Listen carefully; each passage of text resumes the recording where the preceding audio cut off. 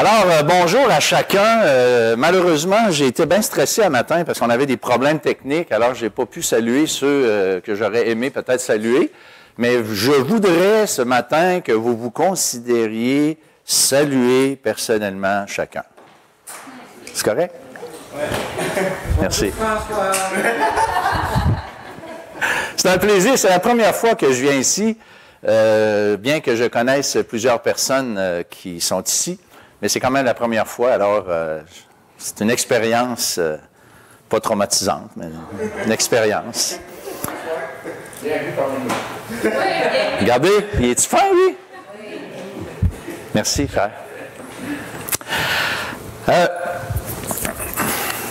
Je ne veux pas parler de moi. Il n'y a rien à dire d'intelligent. Mais j'ai quelque chose à dire par rapport à ce que Dieu nous dit dans sa parole.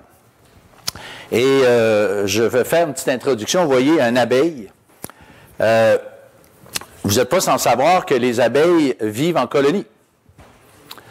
Et ils sont... Moi, je connais pas beaucoup ça. Là. Si jamais il y a un naturaliste parmi nous, puis il va me dire, hey, François, tu es vraiment... Fais tes devoirs. Écoutez, c'est une introduction. Mais je sais que les abeilles vivent en colonie. Ils sont très, très bien organisés, les abeilles. Et ils peuvent, on peut retrouver dans certaines ruches jusqu'à 50 000 abeilles. Puis ils sont, comme je le dis, organisés. Ils ont chacun des rôles respectifs qui fonctionnent. C'est vraiment impressionnant. Alors, quand j'ai regardé ça, je me suis dit, le gars qui a pensé à ça, il était vraiment intelligent. C'est Dieu qui a pensé à ça. C'est pas un homme qui a inventé ça. C'est-tu clair?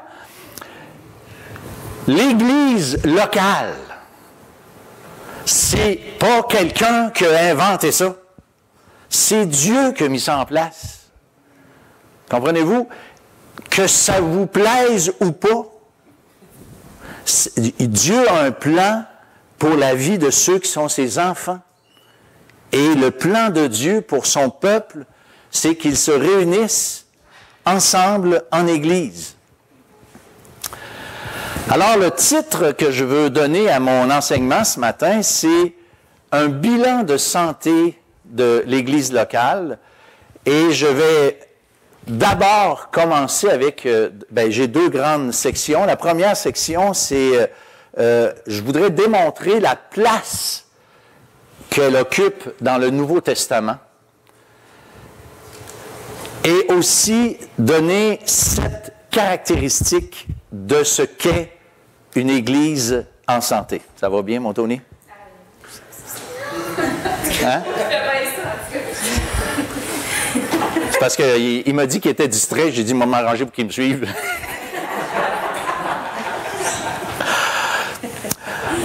Alors, l'Église locale, la place qu'elle occupe dans le Nouveau Testament. D'abord, dans les Évangiles, on n'a que 2 citations où on parle de l'Église. La première, c'est intéressant, elle est au futur. Jésus il dit « Je bâtirai mon Église ». C'est logique parce que chronologiquement, l'Église commence quand? Et je vous lance la question. Plus précisément que ça, c'est vrai, à la Pentecôte. C'est là, selon 1 Corinthiens 10-13, ça se peut-tu, où ça dit « Il a réuni en un seul corps les enfants de Dieu ». Et c'est à la Pentecôte, à la venue du Saint-Esprit, que l'Église a été formée. Donc, avant, c'est logique que dans les Évangiles, Jésus en parle au futur, puisqu'elle n'était pas encore fondée ou formée en tant qu'entité, vous comprenez? Il y avait un peuple de Dieu dans l'Ancien Testament, mais ce n'était pas l'Église. En tout cas, je ne sais pas si vous êtes d'accord avec ça. Moi, personnellement, je suis unanime là-dessus. Ensuite, Jésus en parle dans le contexte de la discipline. Hein? Il dit, si ton frère a quelque chose contre toi, tu sais, tu règles ça, puis finalement, il y a tout un processus. J'ai toujours cru en passant qu'il y avait 3 étapes, et récemment, j'ai réalisé qu'il y en avait 4 étapes. Je ne veux pas parler de ça ce matin, mais Jésus a parlé de l'Église dans le cadre de ce qu'on appelle la discipline dans l'Église. Je vais revenir un petit peu plus tard dans les points de santé d'une Église locale. Ensuite de ça, on a les épîtres. Dans les épîtres, l'Église est assez omniprésente. Par exemple, 1 Corinthiens, 2 Corinthiens s'adressent clairement à une Église. Hein, l'Église de Dieu qui est à Corinthe, précisément. L'Épître aux Galates va s'ouvrir de la même façon aux églises, pluriel, de la Galatie. Ensuite de ça, on a dans Philippiens, ça dit à tous les saints qui sont en Jésus-Christ, à ceux qui sont à Philippe, aux évêques et aux anciens, ou aux surveillants, aux diacres. Dans la première et dans la deuxième, aux Thessaloniciens, on a la même chose à l'Église des Thessaloniciens. Et non seulement elles sont adressées, ces épîtres, à des églises, mais elles mentionnent et donnent des consignes, des précisions de comment devrait fonctionner l'Église, même si elle s'adresse aux églises, mais elle donne, j'allais dire, des consignes à travers les écrits de Paul. Il y a aussi d'autres épîtres qui sont adressés à des groupes de croyants. Alors, pour les puristes, je peux pas dire, regarde, ça s'adresse à des églises. C'est parce que certaines d'entre elles vont s'adresser à comme l'Épître aux Romains, à ceux qui sont à Rome. Alors, le mot église n'est pas là, mais c'est très clair qu'il s'adresse à des groupes de chrétiens appelés communément l'église, mais c'est pas dans le texte, alors je peux pas l'utiliser pour taper sur mon argument.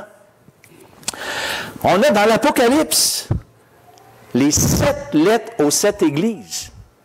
OK, 7 lettres aux 7 églises dans l'Apocalypse. Série très intéressante. Je pense que vous avez fait quelque chose dans ce genre. Hein?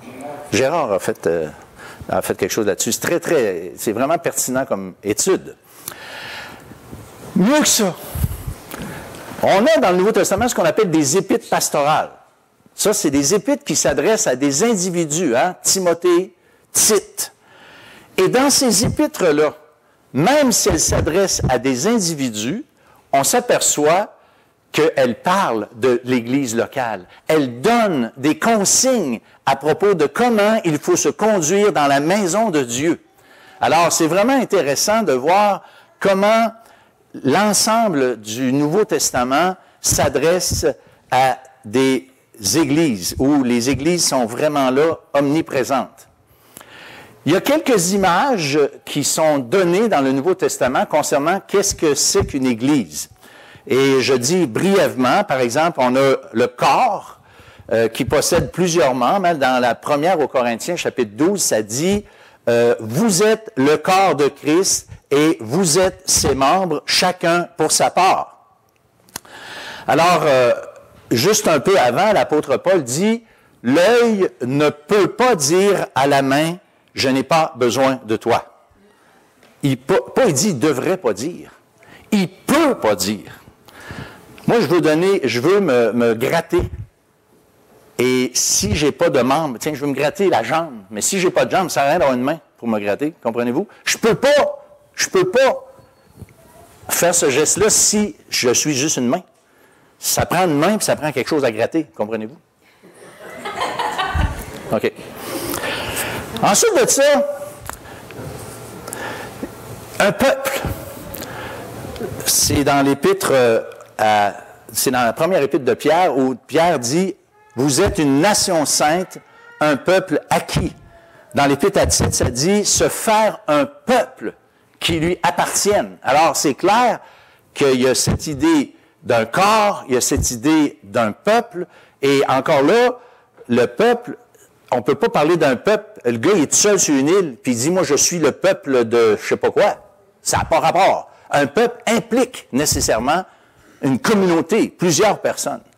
Et nous sommes un peuple. Et finalement, on pourrait aussi utiliser la comparaison d'une famille. Au-dessus de 225 fois dans le Nouveau Testament, il est question de frères et de sœurs. Et quand on parle de frères et de sœurs, forcément, l'idée de la famille ressort de de cette image-là. Et moi, je suis très pro-Église locale. Même si j'ai un ministère d'évangéliste, je suis très convaincu et je crois de tout mon cœur que l'Église locale a une place de choix. Et c'est non seulement, comme je disais tantôt, le plan de Dieu, mais c'est la façon que Dieu a mis en place pour nous garder, pour nous soutenir, pour nous encourager. Je vois un peu l'Église locale comme étant le monde dans lequel nous on vit, c'est comme un building avec une clôture tout le tour. Et la clôture, c'est l'Église locale. Ça nous empêche de tomber. Lorsqu'on est découragé, il y a quelqu'un qui va nous encourager. Lorsqu'on a besoin d'enseignement, il y a peut-être quelqu'un qui va nous donner un enseignement, qui va nous remonter, comme on dit, ou qui va nous avertir lorsqu'on est en train de déraper. C'est une bénédiction d'être en Église. Et la pire malédiction, moi, je pense que c'est d'être en dehors de l'Église, livré à soi-même, où on est tout seul. Il n'y a personne pour nous dire qu'on n'a plus d'allure. Tandis que quand on est dans le cadre d'une Église, il y a quelqu'un qui peut nous dire « Frère, ma sœur, you, ça va pas bien ton affaire. Allume. » Bon, on ne dit pas nécessairement de cette façon-là, mais vous comprenez, hein? Bon, on est entre nous, hein? C'est correct?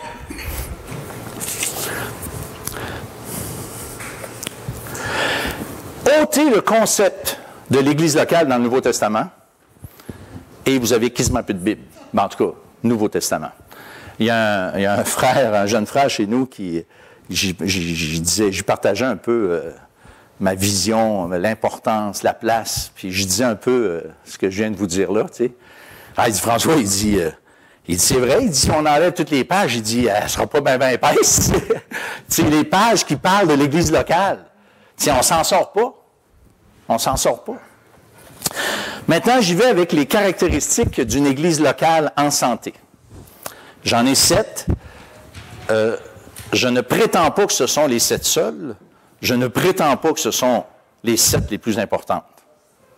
Ce sont les 7 que j'ai identifiées, choisies, parce que je suis sensible en relation avec ces 7 différents éléments. Alors, le premier des 7, les membres sont en bonne santé. OK? On ne peut pas avoir un corps malade et être en santé. Alors, il faut que les individus qui composent cette Église soient des individus qui sont en bonne santé.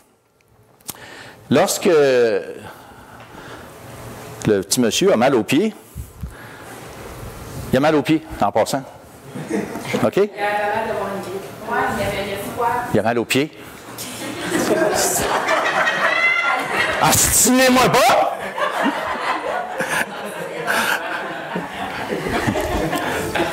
Mais j'aimerais juste imaginer qu'il a mal aux pieds, OK? 2 minutes, là. Regardez-y à la face. Il souffre de la face. Comprenez-vous? Le corps, il est connecté. Je ne peux pas avoir mal aux pieds et être de même. Il faut absolument que... Ah, c'est mal aux pieds! Ça va ensemble. Alors, il y a vraiment l'importance d'avoir les membres en bonne santé. Mais là, vous allez dire, François, c'est quoi être en bonne santé? J'ai 7 points. Non, c'est une joke. Non, mais il y a des choses qui sont caractéristiques d'une personne en bonne santé. Je vais vous en nommer 2 que je considère importantes. 1, d'avoir une bonne conscience. C'est quoi avoir une bonne conscience? Ça veut-tu dire que je ne pêche plus, alors j'ai une bonne conscience, je suis correct? Ah non, oui, merci. Alors, ça ne veut pas dire qu'on ne pêche plus, ça veut dire qu'on garde une communion avec Dieu. Ça veut dire que quand on pêche, et ça l'arrive, eh bien, on ne garde pas ça. On a une conscience libre parce qu'on a fait ce qu'on avait à faire. C'est-à-dire confesser. Hein, dans les Proverbes 28, ça dit « Celui qui cache ses transgressions prospère. Ne prospère pas. Hein? Mais celui qui les avoue, continue de les faire, les délaisse.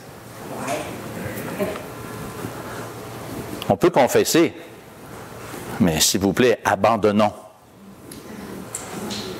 La confession, ce n'est pas une licence pour pécher. Alors, c'est vraiment important. Ça, c'est un point vraiment majeur.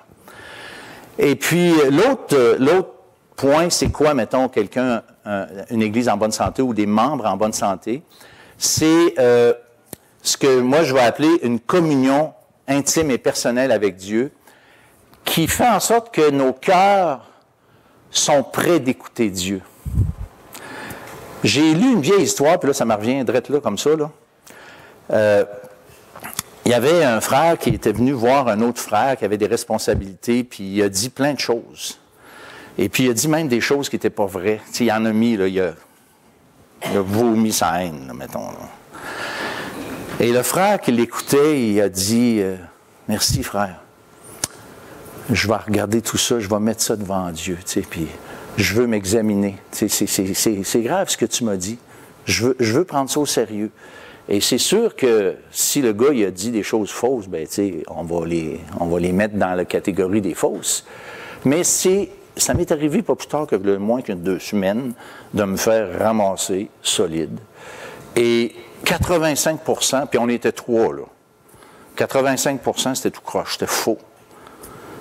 Mais il y avait un petit 10-15% que j'ai trouvé que peut-être effectivement on a manqué. Alors ça, c'est ça, je pense, garder une communion avec Dieu, c'est rester sensible, rester enseignable. Ça se peut que ça ne soit pas tout vrai, mais ce qui est vrai, devrait-on pas s'examiner et avancer avec Dieu? Alors, si vous avez une bonne communion avec Dieu, si vous avez bonne conscience, vous avez 2 éléments qui, pas mal pas pire, tu sais, comme pour compléter, pour faire une église en bonne santé. OK?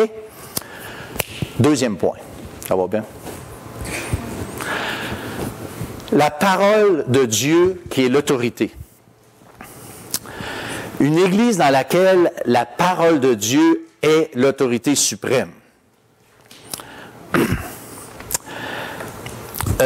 Ce fameux verset qu'on connaît tous dans Acte 17 qui dit ces Juifs avaient les sentiments plus nobles que ceux de Thessalonique.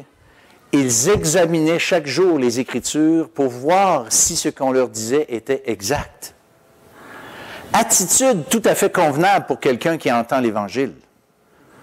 Mais attitude qui est plus que convenable pour tout chrétien qui entende, qui lise des choses. La parole de Dieu doit être l'autorité suprême. Et écoutez, c'est facile d'avoir, en fait, on a tous un héritage. Ceux qui se sont convertis avec un arrière-plan catholique ont un héritage. Ceux qui viennent de différents milieux, je sais ici qu'il y a quand même une certaine disparité par rapport aux milieux évangéliques dans lesquels vous avez déjà été.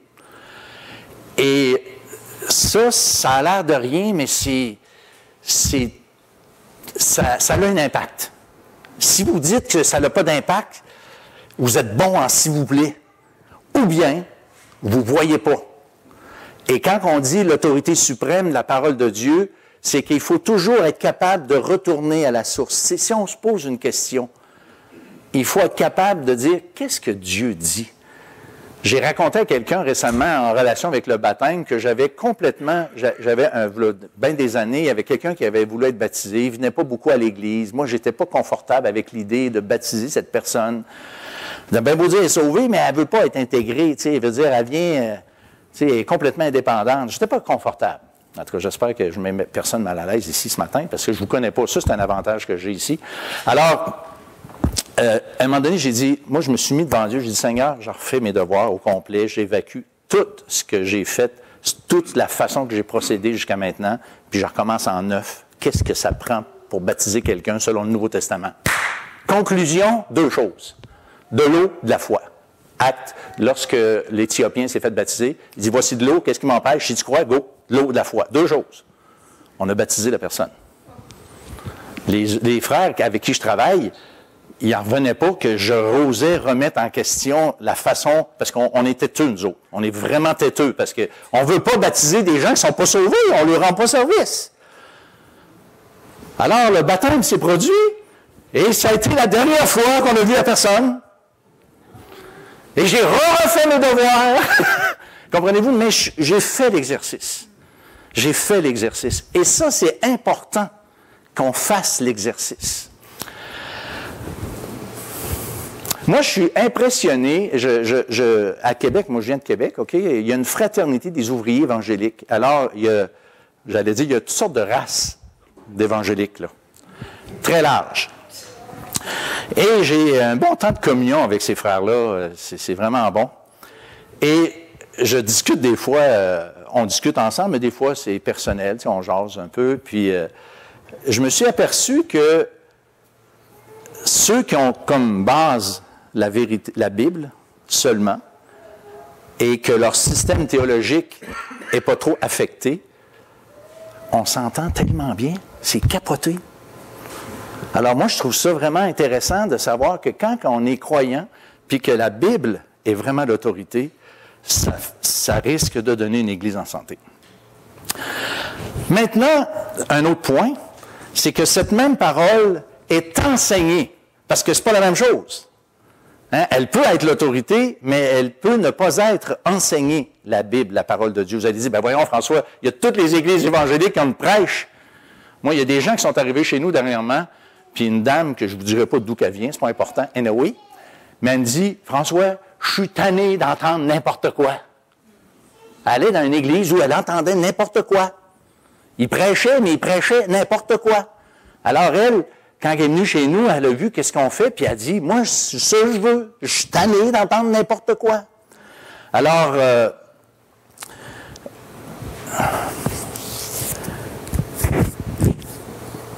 il y a l'enseignement systématique et l'enseignement thématique. Vous savez la différence?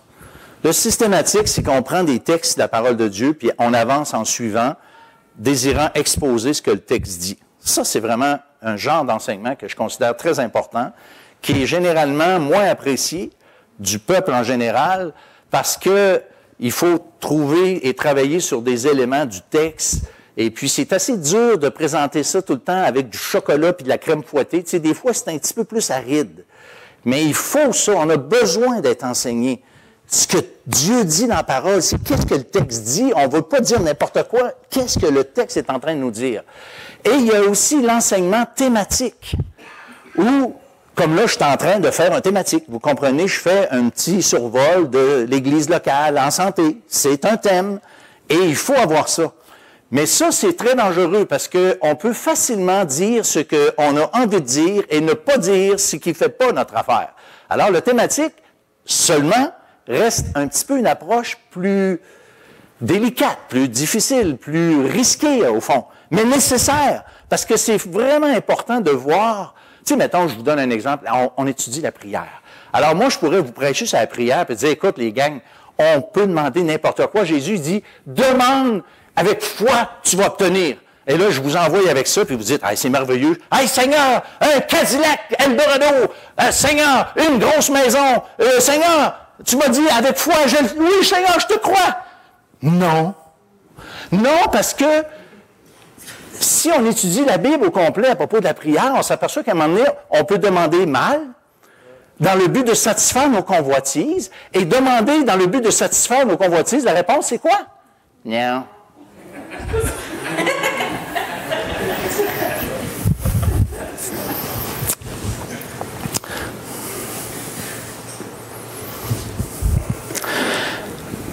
Quatrième point.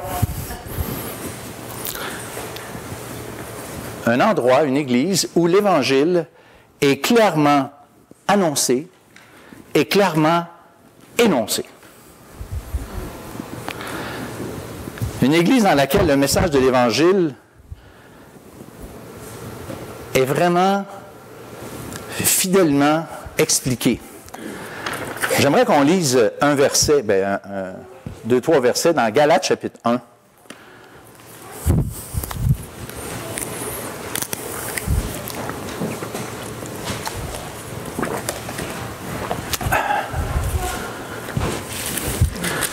Galates chapitre 1, puis on va lire les versets 6 à 9.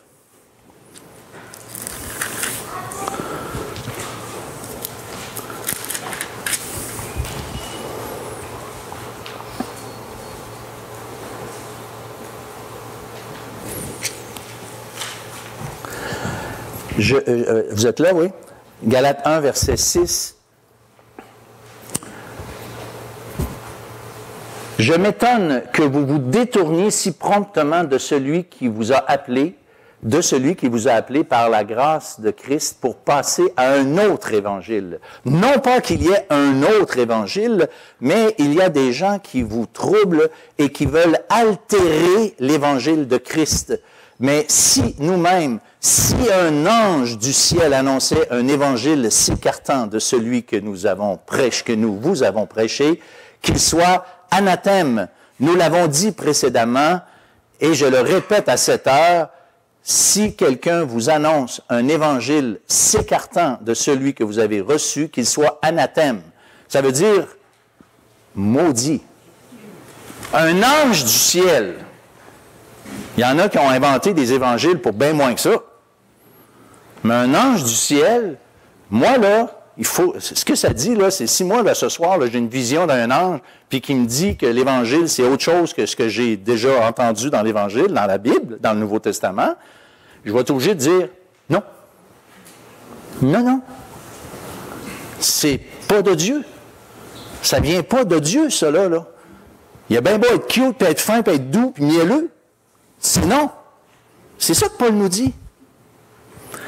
Puis dans 1 Corinthiens 15, peut-être lire aussi le verset, parce que moi je l'aime beaucoup celle-là. 1 Corinthiens 15, versets 1 et 2.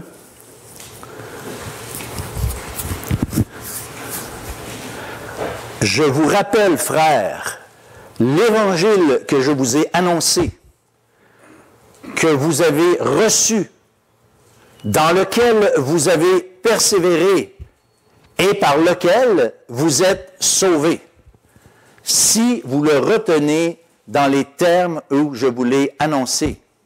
Autrement, vous aurez cru en vain. Alors, l'Évangile qu'on a reçu doit être transmis tel qu'il a été annoncé. Je n'ai pas, et vous n'avez pas d'autorité pour changer le message. Et là, c'est un message en soi. Hein? C'est quoi l'Évangile? Puis là, je ne rentrerai pas là-dedans, mais c'est vraiment sérieux parce que je vous lis un autre verset. C'est Jude, verset 4. Y a-t-il quelqu'un qui a une version français courant ici? Ça n'a pas de l'air. Alors, je vais le lire dans la seconde. Jude, verset 4. Dans ta tablette, Nathalie? OK, pendant que tu cherches, je le lis, moi, dans la version seconde. Et ça dit ceci. « Car il s'est glissé parmi vous certains hommes dont la condamnation est écrite depuis longtemps, des impies qui changent la grâce de Dieu en dérèglement ou en dissolution, version 1910 de... merci. Et qui renie notre Maître et Seigneur Jésus-Christ. » Est-ce que Nathalie, tu as la français... Ah non, c'est français courant, j'ai dit? Oui. OK, c'est ça que je veux. Français courant 97. En effet, certains hommes malfaisants se sont introduits discrètement parmi vous. Ils déforment le sens de la grâce de notre Dieu pour justifier leur vie immorale. Et ils rejettent ainsi Jésus-Christ, notre seul Maître et Seigneur. Il y a longtemps que les Écritures ont annoncé la condamnation qui pèse sur eux. Merci.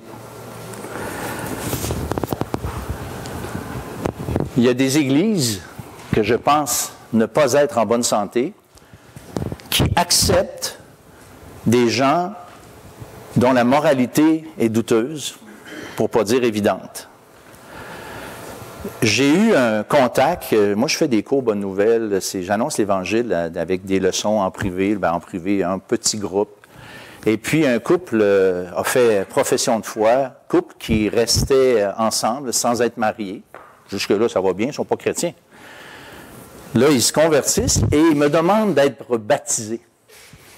Et là, moi, j'ai dit, j'ai comme un petit problème, là, parce que on ne peut pas être baptisé et introduit dans l'Église locale si ma vie n'est pas en ordre. Parce que si ma vie n'est pas en ordre ou devient plus en ordre et que je suis dans l'Église locale, je devrais être mis sous discipline. Il y a un processus, là, mais comprenez-vous, ultimement, on ne peut pas accepter des gens dans la communion de l'Église qui sont dans le désordre. Alors, moi, j'ai expliqué ça à ce jeune couple-là. Ils ont bien pris ça, c'était correct. Sauf qu'entre-temps, ils ont commencé à fréquenter une autre église. Alors, après quelques semaines d'absence, j'ai communiqué à nouveau avec eux, puis je les ai rencontrés. Et puis là, ils ont dit, ah, ben là, on a commencé à aller là, on aime ça. Lui, il est impliqué avec le son. Ah, oui, OK, c'est beau, ça va bien, c'est correct. Il est impliqué avec le son. Que Dieu te bénisse, hein? Mais et j'ai dit, ben écoute, c'est sûr que si vous allez dans cette église-là, le problème que je vous ai expliqué auparavant, il n'existera pas. Je vous le dis. Là. Demandez à être baptisé, puis ça va bien aller. C'est ce qu'ils ont fait. Ils ont été baptisés, ils sont dans l'église, mais ils vivent toujours dans le désordre.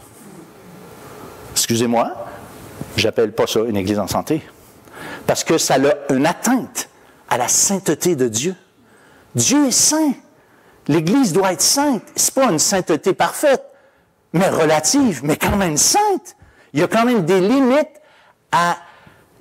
Josué, chapitre 7, ça vous dit-tu quelque chose? Quand Akan avait pris le lingot d'or. Qu'est-ce que Dieu a dit à Israël? Excuse-moi, Tony, là. Vous avez péché. Vous avez de l'interdit. Attends un peu. Wow. Il y en a deux qui ont de l'interdit. C'est Akan qui avait péché. Non. Akan avait péché, mais avait fait pécher le peuple. Non. Oui. OK. Donc, en introduisant le péché, qu'est-ce qui est arrivé avec Israël? Ils se sont fait planter quand ils ont arrivé à la ville suivante pour la conquérir. Dieu était, je suis plus là, moi. Livrés à eux-mêmes.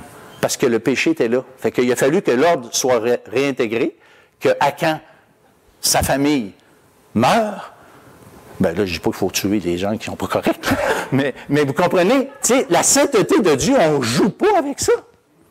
Alors, si on veut une Église en santé, ben, je veux dire, il faut appliquer les règles de base de ce qu'est la sainteté.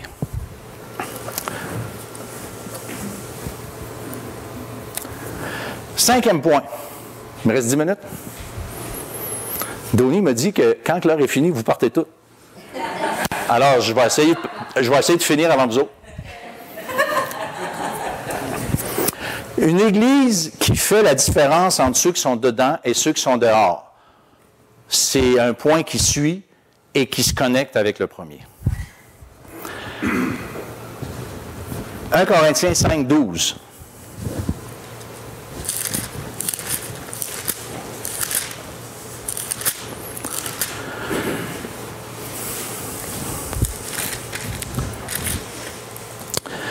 C'est tout, bien sûr, je lis juste le verset là, que je veux, mais c'est important qu'il soit mis dans son contexte.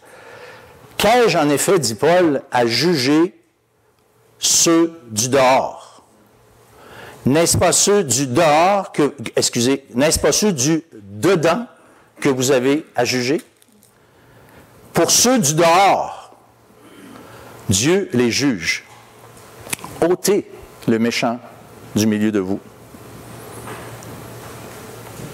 Ôtez le méchant du milieu de vous.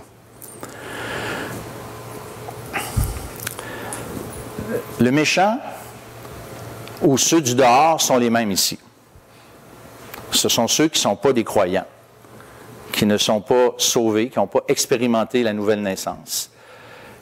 On n'a pas... Moi, mettons, quand je prêche l'Évangile à quelqu'un, là, j'y parle jamais de son problème à lui en ce qui concerne son péché. Parce qu'on est tous des pécheurs. Je garde toujours une certaine généralité. Tu sais, mettons, le gars, la personne vit en concubinage, je n'adresse pas le problème. Récemment, j'ai fait un cours Bonne Nouvelle chez un couple qui reste en concubinage. Et tant et aussi longtemps qu'ils n'ont pas fait de profession de foi, je n'ai jamais adressé le problème. Parce que c'est pas mon problème. Leur problème, c'est qu'il faut qu'ils soient sauvés. le jour où ils ont dit qu'ils sont sauvés. OK, on a un petit meeting spécial en relation avec votre relation, votre situation. Comprenez-vous?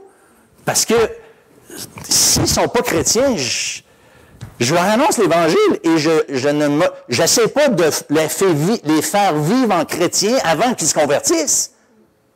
Ça ne sert à rien. On fait des espèces de bébites religieuses épouvantables. C'est pas ça. L'Évangile, ça s'adresse à des pécheurs, puis moi, je veux qu'ils soient pécheurs jusqu'à temps qu'ils se convertissent. Hein? Merci. Et puis, un autre point qui en relation avec ça, c'est la discipline de Matthieu 18 qu'on a brièvement effleurée tout à l'heure. Une Église en santé, c'est une Église qui croit et applique la discipline dans l'Église. Imaginez-vous donc, là, ça s'en va-tu sur Internet, ça, puis envoyez donc. Oh, ma gang de vous autres. Parce que là, on a eu une autre expérience avec la même Église. C'est qu'on a mis quelqu'un sous discipline chez nous, un couple qui s'est séparé. On ne les a pas mis sous discipline parce qu'ils se sont séparés. On a voulu les accompagner là-dedans. C'est un drame, hein? Mais dans l'espace de quelques semaines, les deux étaient adultères, chacun de leur bord. Alors, on fait quoi? On les rencontre, puis là, finalement, on applique la discipline. C'est là que j'ai compris qu'il y avait quatre étapes. Puis on a fait les 4 étapes. Ça a duré plusieurs semaines, voire des mois, pour faire les 4 étapes. Et là, j'apprends qu'une de ces personnes-là, elle va dans la même église que je vous ai parlé tantôt. Alors moi, je connais le pasteur. Je l'appelle. J'ai dit, écoute, je voulais juste te dire que nous, on a mis cette personne-là sous discipline. Alors, puis là, je sais qu'elle va se présenter ou elle s'est déjà présentée chez vous. Alors, tu sais, je veux dire, moi, je tiens comme frère dans la foi de t'avertir. Tu sais, moi, en tout cas, j'aimerais ça que quelqu'un m'avertisse si quelqu'un chez nous se pointerait et il serait sous discipline dans notre Église à cause d'immoralité, toujours active. Comprenez ce que je veux dire? C'est, immoralité, ça se pardonne, mais immoralité active, ça ne se pardonne pas tant aussi longtemps qu'on ne règle pas les affaires. Alors, j'y pose la question, j'ai dit, écoute, tu crois-tu à ça, toi, la discipline? Matthieu 18. J'ai dit, est-ce que tu crois à ça? C'est pas moqueur, là. C'est une vraie question que j'ai posée. Il dit, oui, il dit, François, oui. Il dit, on croit à ça. Mais il dit, c'est parce que jusqu'à maintenant, on n'a jamais eu l'occasion de l'appliquer. Tu me niaises? Comprenez-vous? C'est ça. Fait que mon petit couple, puis l'autre, c'est là qu'ils se sont ramassés. Moi, je suis inquiet de voir cette réalité-là. Je suis inquiet parce que l'Église, on oublie le concept, on prend l'Évangile, regardez le verset, il dit « Changez la grâce de Dieu en dérèglement qu'on a lu tantôt. » Ça veut dire que moi, la grâce, c'est tellement, le Dieu de grâce est tellement merveilleux que je peux faire n'importe quoi. La grâce! Non! Non! C'est pas ça la grâce. On peut changer. Certains, Paul savait qu'il y avait des gens dans son temps qui changeaient la grâce de Dieu, qui abusaient. Dieu, c'est un Dieu qui pardonne. Oui, mais il ne t'envoie pas, il ne te bénit pas dans le péché quand même. Non, excusez, ça vient me chercher. Hein? Oui, c'est une bonne idée.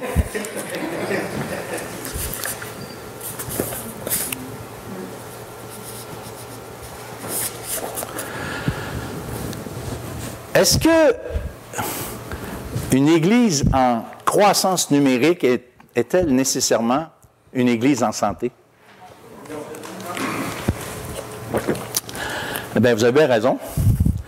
Ça peut même être le signe de compromis. Je dis que ça peut.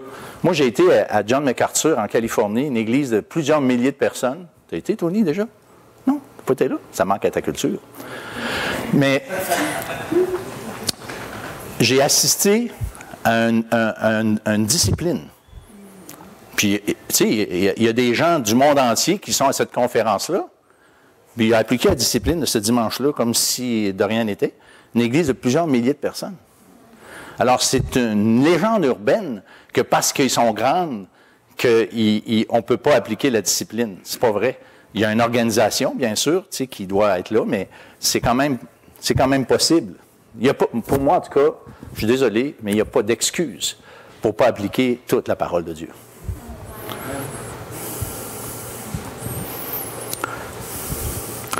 Et je vais aller avec le 6e, parce que là, c'est grave, là. Il est moyen. Bien, une Église qui veille les uns sur les autres.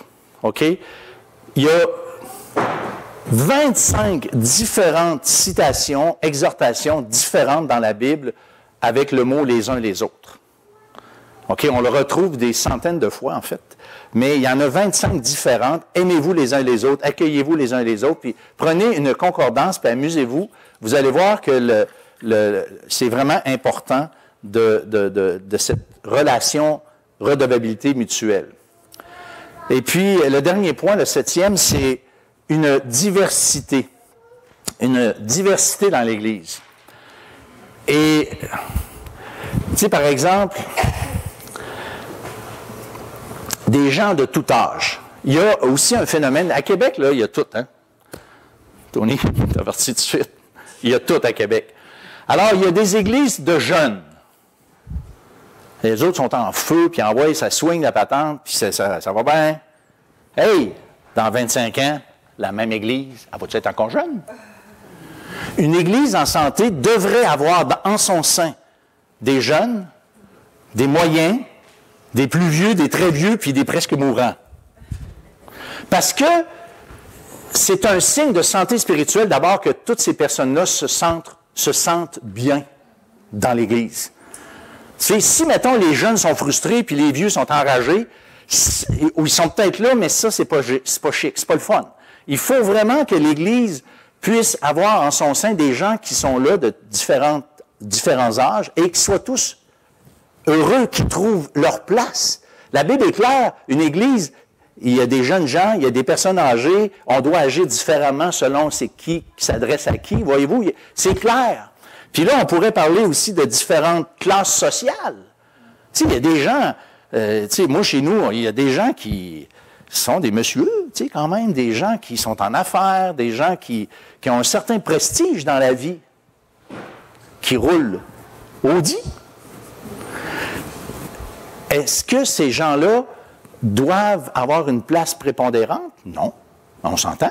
Alors, puis il y en a qui, leur statut social est beaucoup en bas, qui n'ont pas une scène, sont étudiants ou je ne sais pas quoi. Alors, est-ce que les uns peuvent parler avec les autres? Ou bien on fait comme les Indiens, là, il y a des castes, là, puis tu sais, les plus riches en avant, puis les plus pauvres en arrière, ou comme Jacques nous dit de ne pas faire.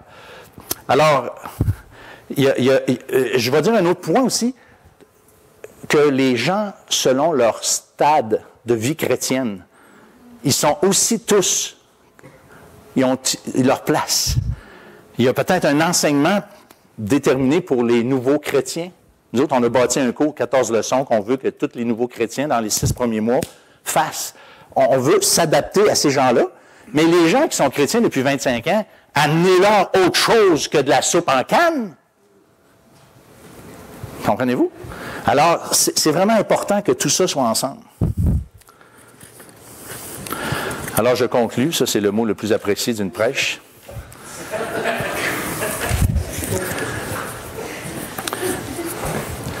Si Christ a aimé l'Église et s'est livré lui-même pour elle, ne devrions pas, nous aussi, l'aimer et contribuer à son épanouissement et son édification. Et je vais dire, l'aimer inconditionnellement. Pas parce qu'elle est parfaite. Parce que si elle est parfaite, sacrez votre camp, ils sont malades. Mais l'Église n'est jamais parfaite. Les responsables d'une Église ne sont pas parfaits. On est tous à l'hôpital et on a tous besoin de la grâce de Dieu jour par jour, qui que nous soyons. Alors, soyons solidaires de l'Église. Restons ensemble, parce que ça va être une Église forte et une Église en santé. C'est une réflexion que je vous laisse. Je vous dis merci d'avoir été patient avec moi. puis que le Seigneur vous bénisse, vous fasse du bien à chacun. Est-ce qu'un frère voudrait prier pour... Oui? Je voudrais juste qu'on prierait pour les frères dans notre église qui ont eu un feu cette semaine. Ben oui, François, je l'ai rencontré. OK. Bien, celui ou celle qui va prier, je demande qu'elle demande au Seigneur la grâce pour cette famille qui sont dans l'épreuve et aussi par rapport à la réflexion qu'on vient de faire ensemble.